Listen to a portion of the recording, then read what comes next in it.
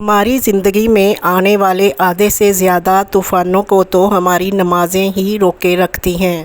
بہترین انسان عمل سے پہچانا جاتا ہے، ورنہ اچھی باتیں دیواروں پہ بھی لکھی ہوتی ہیں۔ ہر چیز ہم لوگ پیسوں سے خرید سکتے ہیں، لیکن عزت اور نصیب اور قسمت نہیں خرید سکتے۔ فرمان آخری نبی صلی اللہ علیہ وآلہ وسلم، جو شخص استغفار میں لگا رہے، اللہ تعالیٰ اس کے لیے ہر دشواری سے نکلنے کا راستہ بنا دے گا اور ہر فکر کو ہٹا کر کشادگی فرما دے گا، اور اس کو ایسی جگہ سے رزق دے گا جہاں سے اس کو دھیان بھی نہ ہوگا۔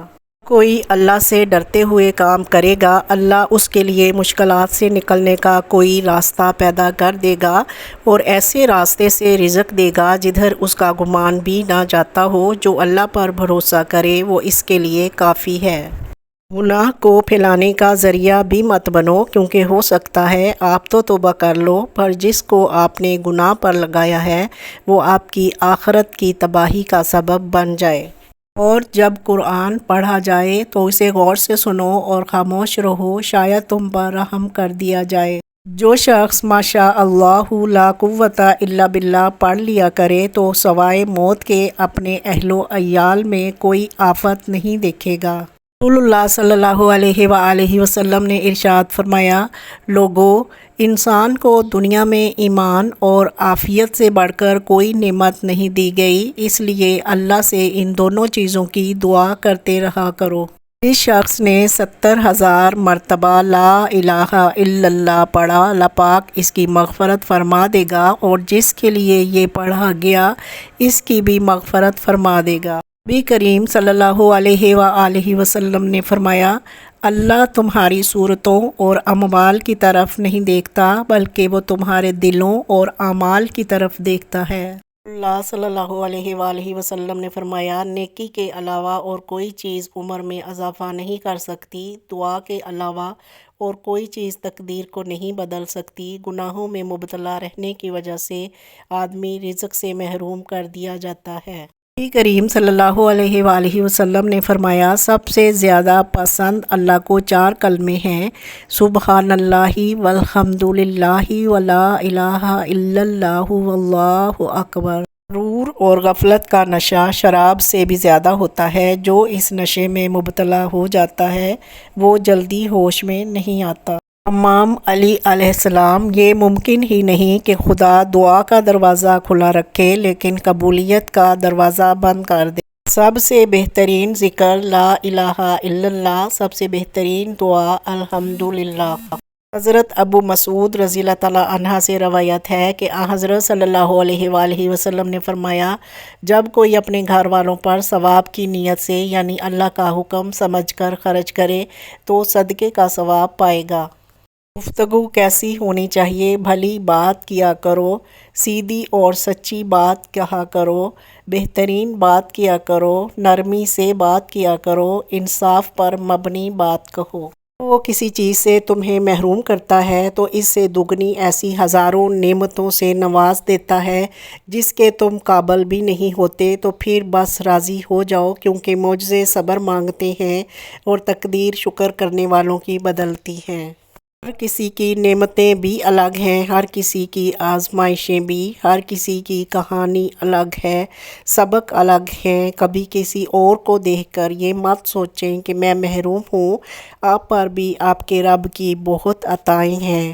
اللہ صلی اللہ علیہ وآلہ وسلم نے ارشاد فرمایا، بے شک اللہ نے 100 رحمتیں پیدا کیں، وہ ایک رحمت کے ساتھ تمام مخلوق پر رحم کرتا ہے، اس نے 99 رحمتیں قیامت کے دن کے لیے رکھ دی ہیں۔ توبہ کے لیے گناہگار ہونا ضروری نہیں، بلکہ توبہ از خود ایک مستقل عبادت ہے جو غسل کی طرح ہے، جتنی بار کی جائے روح میں پاکیزگی اور نکھار آتا ہے۔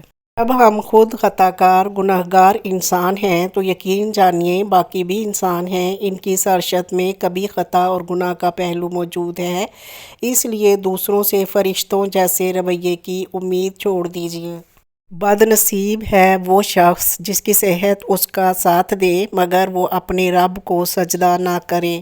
نماز اتنی ہی ضروری ہے جتنا کہ جینے کے لیے سانس لینا ضروری ہوتا ہے۔ اللہ پاک ہمیں سجدوں کی لذتیں عطا فرمائے، آمین یا رب العالمین۔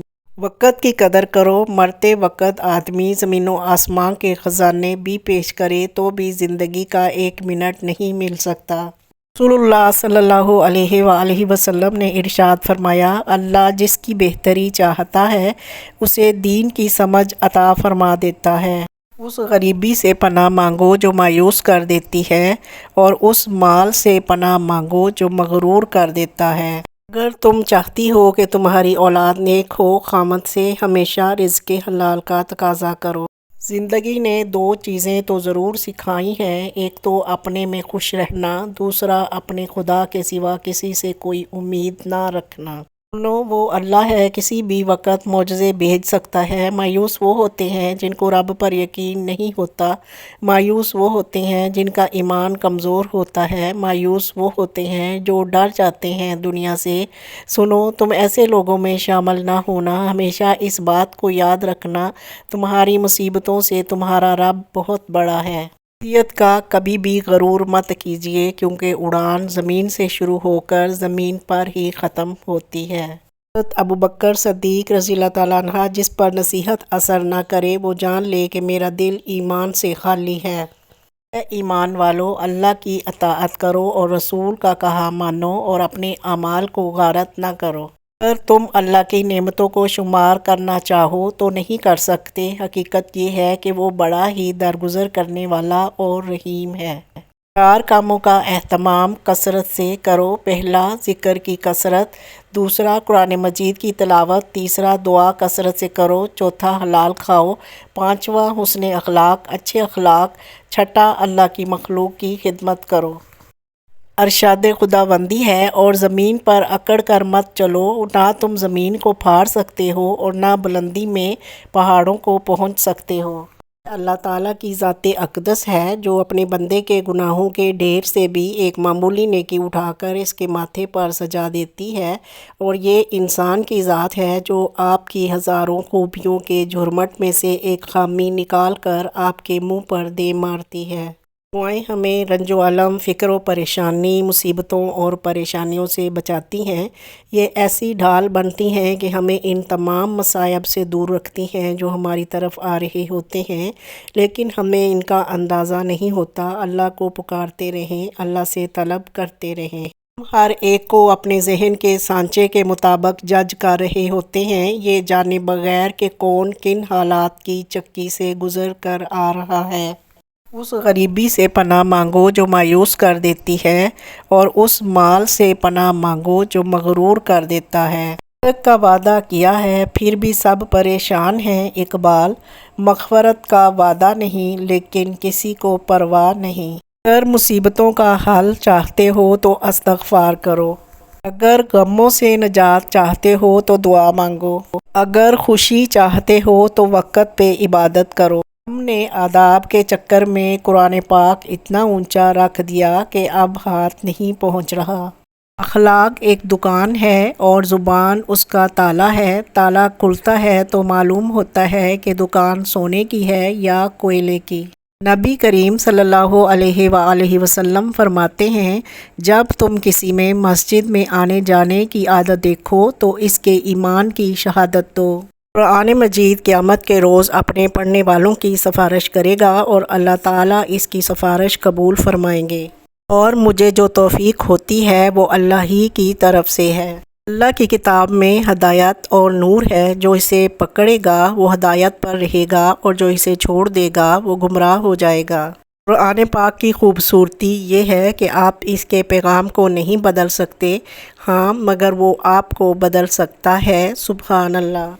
فرمان مصطفیٰ صلی اللہ علیہ وآلہ وسلم، دل سخت کیوں ہوتا ہے؟ اللہ تعالیٰ کے ذکر کے سوا زیادہ گفتگو نہ کرو، کیونکہ اللہ تعالیٰ کے ذکر کے بغیر زیادہ کلام کرنا دل کی سختی کا باعث ہے۔ سخت دل آدمی اللہ تعالیٰ سے بہت دور ہوتا ہے۔ نیکی اور بدی کے فرق کو سمجھنے کی اہلیت رکھنے کا نام ضمیر ہے، یا سادہ لفظوں میں یوں کہہ لیجئے جس کے اندر غلط کام کرنے سے پہلے یہ احساس جاگ جائے کہ اللہ دیکھ رہا ہے، اور وہ اللہ کا خوف دراصل ضمیر کہلاتا ہے۔ اللہ کی یاد میں رہنا دنیا کی ہر بادشاہی سے افضل ہے۔ سب بہترین کمالات اور خیرات افضل ترین عبادات میں سے ہیں۔ ظلم اور والدین سے بدسلوکی دو ایسے گناہ ہیں جن کی سزا اللہ دنیا میں ہی دے دیتا ہے۔ رسول اللہ صلی اللہ علیہ وآلہ وسلم نے فرمایا کہ اللہ تعالیٰ نے فرمایا، میرے بندو، اگر تمہارے پہلے اور تمہارے پچھلے اور تمہارے انسان اور تمہارے جن سب مل کر ایک کھلے میدان میں کھڑے ہو جائیں اور مجھ سے مانگیں اور میں ہر ایک کو اس کی مانگی ہوئی چیز عطا کر دوں، تو اس سے جو میرے پاس ہے اس میں اتنا بھی کم نہیں ہوگا جو اس سوئی سے کم ہوگا اور سمندر میں ڈالی اور نکال لی جائے۔ آدمی جب ماں باپ کے لیے دعا چھوڑ دیتا ہے، اس کا رزق تنگ ہو جاتا ہے، یا اللہ ہمارے والدین کی بے حساب مغفرت فرما، آمین۔ ہر شخص کا اللہ تعالیٰ سے الگ رشتہ ہوتا ہے۔ اللہ سے اپنے رشتے کو محسوس کریں، اللہ پر یقین رکھیں، اتنا کامل یقین کہ اللہ سے اپنی ہر بات منوا سکیں۔ یقین کریں اللہ کی محبت کے علاوہ کسی محبت میں سکون نہیں ہے، اللہ کے علاوہ کوئی اچھا دوست نہیں ہے۔ اللہ سے دوستی کر لیں، کوئی مشکل آپ کو پریشان نہیں کرے گی۔ اپنی ساری باتیں اللہ کو سنائیں، اللہ سے لاڈ پیار سے مانگیں، وہ ضرور نوازے گا۔